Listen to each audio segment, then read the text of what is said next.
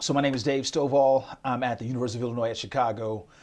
I am in the departments of African American Studies and Criminology, Law, and Justice. And the intersections that I look at is the intersection of race, place, and school. Okay. And so you've done a whole lot when I look back at your all of your scholarly work. So what are some recent projects though that you're working on, or something that you're excited about? So me and a couple of folks, Raynard Sanders and Tarenda White, just came out with a book called 21st Century Jim Crow Schools. That's about the influx of charters in large cities and the neoliberal push around charters and the influence of corporate charters. It's kind of a continuation of what Michelle Fine and Michael Fabricant did in terms of kind of breaking out the structures in which corporate charter schools work. And then we're just talking about three specific examples of that manifestation in one, Raynard's pieces about New Orleans, Tarenda's pieces about New York City, and then mine is about Chicago.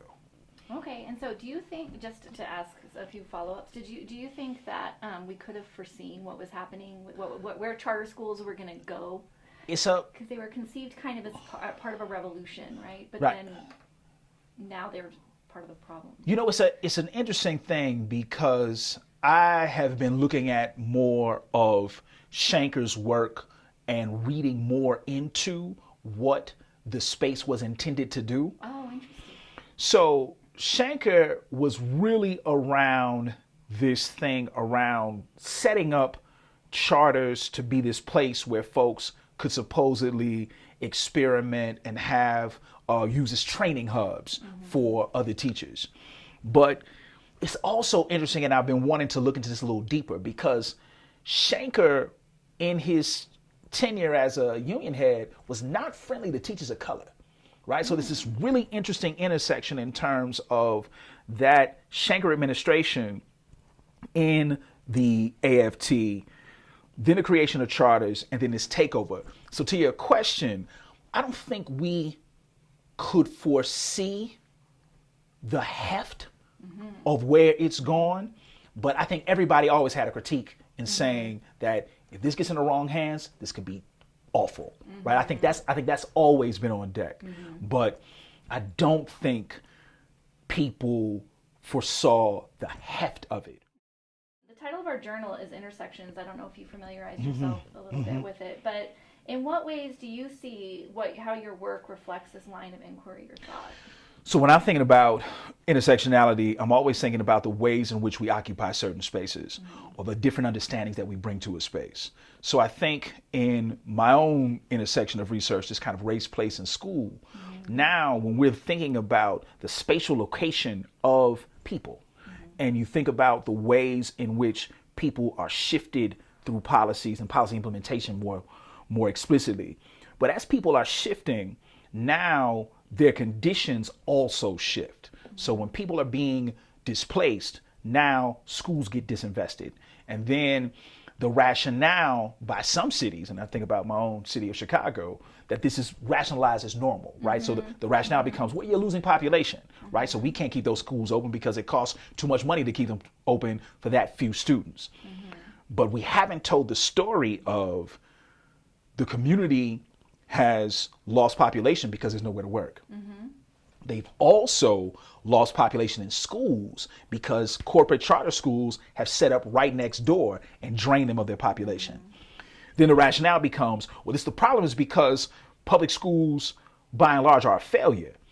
But when we look deeper, we haven't asked the questions around what resources have been removed from neighborhood public schools. So now this idea around, we have to ask a different question of dispossession and disinvestment, right? So what's been removed from folks, right? And now when we think about what's been removed from people, how do we now understand that also as a racial project, right? So this is another racial project of white supremacy, right? It's this idea of black and brown bodies being the normalized site of gratuitous punishment, right? So it's this thing around, and now asking that question where if this is the case, where does it manifest itself, right? So it manifests itself in schools and the carceral state.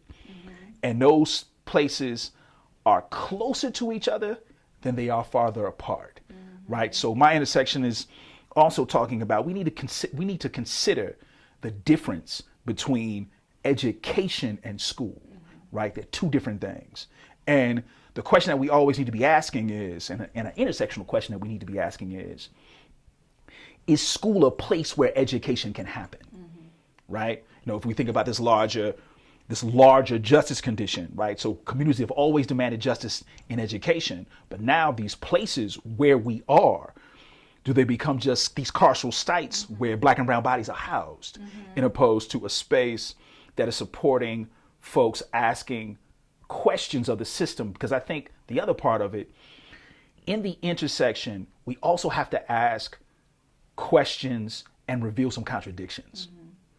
And I think with school place in particular, schools by and large were primarily tools of government, right? So in and of themselves, they are conservative spaces, right? So now we have to think about the ways that Black women, Chicana women, Puerto Rican women have operated in these spaces fugitively to now begin to think about, okay, the school thing, we're not necessarily concerned about that as much. What we're really concerned about is how are we making decisions in the world and asking questions of that world in order to change that world in real time with the people that we care about. So I think my work, I'm trying to interrogate that at the same time of working with folks who are also trying to change that condition. Well, and I love the frankness of your question. I think it showed up on your recent article about should we abolish schools, which was, and radical imagination and all of those things of like, I like the frankness of the question is like, can we even educate in a school?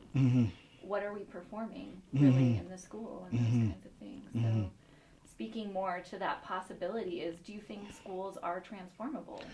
Yeah, and spaces? I think about it in terms of, because there's a spatial relationship to schools in terms of how we think about it, right? School as a spatial phenomenon, right? It's this thing that we're in.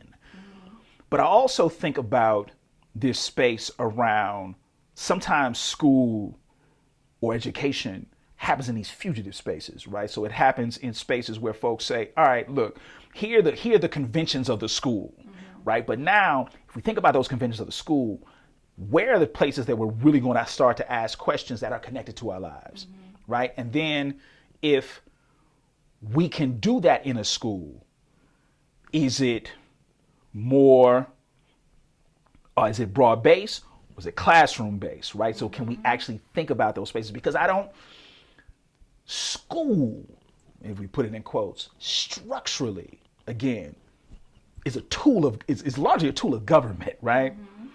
So to that extent, I don't see its transformation in its purpose. But if we think about education, and now we have to think about that fugitively, and when I say fugitively, I'm talking about beyond the conventions of the school, right? You come into a place, research-driven, evidence-driven, all the rhetoric, and just supposedly a young person finishes up with some discernible skills. I'm asking a different question. I'm saying, do we have spaces where young people can ask questions that are connected to their lives that allow them to work differently in their communities? And we have examples of teachers who are actually doing that. We got examples of people who are doing that in teacher education programs. So this is a contestation, right? Now, in this point of the contestation myself, in terms of the work that I've been doing, I don't necessarily think about a school as a transformable space, right? I think about it as a space where you could potentially do transformative work, right? And that, I think those are two different dynamics. So then, given everything we've discussed, what are some ideas and recommendations that you have for the field of education, but education conceived more broadly? Right. So talk about your schooling versus education. Right. And the first thing when I hear that question, the first thing I'm thinking I would say to folks is read more Black feminism, right? So I mean, just because this is the idea that folks have been talking about, right? Black women have been educating us in fugitive space wherever they show up, right? Whether it be school space, whether it be community space, whether it be local activist struggles. I mean, all of these things are these moments around education. And I think there's something to be learned there. And when folks talk about, looking at, how the Black body becomes rationalized as the normalized gratuitous site of punishment, right? So if we understand that historically, why wouldn't it manifest itself in the school, right? So we now have to look into how it manifests itself in the school, and not just the instruction, but the curriculum, right? The structure of the building, right? Who's decided upon to be the right purveyors as teachers? Who's been locked out of teaching, right? So all of these questions now, I think Black feminist scholarship pushes on us, right? And it challenges us to go into the contradictions, right? So we need to do more of that. We also need to understand more about settler colonialism, right? And how the rationales of settler colonialism now deeply impact how we think about our own work, and how we can have those contradictions, through the crisis of capital, into these spaces that now still justify these very colonial assumptions around what should be done in school, right? And then taking a bit from the Brazilian model of teacher education, really thinking more about political economy, right? In terms of like the ways in which our society is deeply imbued, not into just power, but into the hoarding and maintenance of hierarchical power, right? So I think those things create a very different lens by which to understand what we do in classrooms. Because if we understand our classrooms as connected to that, then our practice has to change, right? Because if it doesn't, then we're just part and parcel of the colonial project, in the form of white supremacy, in the form of the colonial project, white supremacy in the form of anti-blackness, white supremacy in the form of ageism, heteronormativity, homophobia, right? Transphobia, right? So all of these things are not just monikers, but we actually have to come to grips with how they manifest themselves in our lives. So I think for me, borrowing and getting deeper into Black feminism, settler colonialism, political economy, and critical race studies, I think becomes important, because race is not just this independent variable, right? White supremacy is a foundational element to life in the United States, right? And the data is on our side when we operate from that premise. And I think everybody wants to get past something that we've never entered, right? So it's bypassing it, right? So we still want to bypass race. We've never really gone into it. So I think those manifestations become critical in terms of the work moving forward. Absolutely. I mean, Black feminists were critical to my own consciousness. I would have no idea who I was had I not been told. And then a lot of people pick up that book and put it down, and for me, I was like, oh my God, I cannot believe I'm so miseducated in this.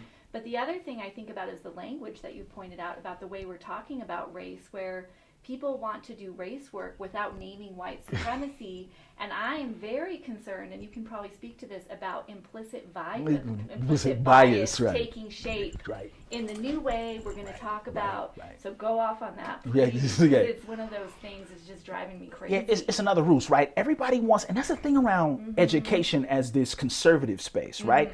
Everybody wants to be nice about this, right? Yes. It's this push around how we can dress it up in particular ways. We're not talking about someone's implicit bias. We're talking about an assumption on someone's body. Right? So that assumption on someone's body has been informed by something. We have been educated in a particular way to believe this to be true.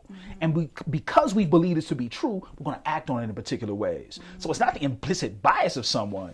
It's literally how you've been informed about their body without even knowing them. right? And I don't need to take you through drills to show you this, right? All I'm going to ask you is, how do you understand your students, right? And if when you start talking about deficits and what they can't do and all these things that they don't have, and now when we don't talk about what is the possibility and how we're actually engaging and struggling to engage them in ways that connect with their lives, now we have gone further away from the problem, right? It's like this thing around grit, right? Grit becomes a pathology. Yes. Right? Or it becomes a commodity in exactly. the private sector where I am. Is how can we get these kids grit? And I was like, they might need some obstacles. Right. And how do we? And how is it absent of thinking about support? Right? A young person, if you look at a young person who's quote unquote successful at the conventions of white supremacy, they've been supported, right? We just don't ask those very fundamental logical questions, right? So now when we think about support, the support mechanism from a critical space says, okay, what do we do to get beyond the conventions of white supremacy? Okay, you having a gig, place to eat, place to work, great, not a problem. The thing that we're asking is, with you having that, does it maintain or break this system that continues to oppress the masses, right? So when we start to think about that, it changes up our work, right? And we're thinking about it differently and really asking this question, why and for what? In perpetuity, right? That's a question, I think, for you all at the Journal, I think, for our work moving forward. I mean, these very practical questions, why and for what, right? And then if we can't get into that, forget it. Like, stop, please do us all a favor and stop doing what you're doing, right? Because that thing around really, are we participating more in the harm, or are we really thinking about what changes the condition, right? And the condition being problematic, not the person, right? So now, because a person's behavior or actions are the symptom of this particular condition, right? That just goes unnoticed. And now that thing, I think, becomes more important for us to push towards, right? Because we shouldn't be going, because now they got all these, you got offices of diversity, equity, and inclusion. You got all the rando vice provost of the fax machine who does this work and has you meeting about meetings, right? And we can't even say white supremacy, right? We can't even say racism. What's the point here, right? And all you have to say is, when I say white supremacy and racism, I'm not accusing an individual of being racist. I'm talking about we participate in a racist system. We have to figure out how we participate in it, right? And then when we figure out how we participate in it, then we name what the interruptions are, right? So this thing around really, because that's the other thing in this very individualistic, ahistorical society. When you say those words, they're always thought about as triggers about an individual. We're talking about structures, and when we can't get off that conversation about the individual, the structure continues to do what it does, right? And now, when we're unable to name that structure, then everybody goes, well, what is it? Well, what is, so this, right, yes, right, it's just an implicit bias. These aren't bad people. And the question is, that's never been the question, right? The question has never been about the morality of anyone, right? The thing is, we have a system that says it is better to do this for particular groups of people than to have them in other spaces, right? As foundational, right? And I think that's what folks struggle with. Is there a final message or something we haven't hit on that you would like to give the audience? Message, yeah. I think what you all are doing reminds me of what they did a couple of years ago in the magazine/journal Decolonization. And it was just saying, like, look, we can't run from what settler colonialism is, right? And it's the same thing here. So if we're going to talk about intersections, we have to talk about intersections in their totality, right? And not in a finite totality, but this thing around how do we come to the work that we know and are trying to do. And I think those are ways. So it's not just the terminology. It's literally saying, what spaces do we occupy in our bodies to do this work, right? And how do the contradictions and attributes come forward in recognizing the work moving forward. Mm-hmm. So I think as you all move forward, I think a challenge and just a suggestion is to continue to highlight the folks who are doing the work on the ground that are pushing the theories to different spaces because they're actually trying to make them live in the spaces with the people that we care about.